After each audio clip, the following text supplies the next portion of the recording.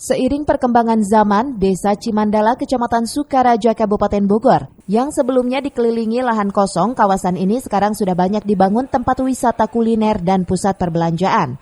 Seperti tempat wisata kuliner yang baru dibangun oleh pihak pengelola. Setiap harinya ramai dikunjungi warga Bogor. Kita boleh dibilang Sunda modern ya, karena dipadukan kan dengan kolam renang kayak gitu. Jadi kita yang mungkin sebagian sekarang udah yang model saung-saung kayak gini kan emang jarang.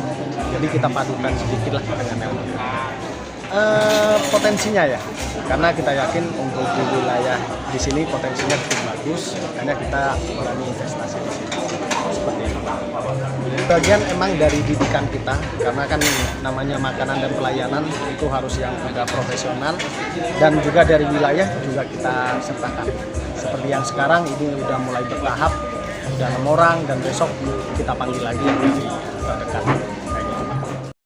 Beberapa tempat wisata kuliner yang berada di kawasan Jalan Raya Jakarta Bogor, selain restoran bernuansa Sunda modern yang menyajikan makanan khas Sunda, ada juga sejumlah kafe yang baru dibangun di kawasan tersebut dengan menyajikan menu makanan dan minuman ala Timur Tengah.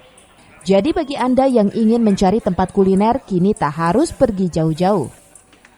Dari Sukaraja, Kabupaten Bogor, Suhanda Abrizi melaporkan.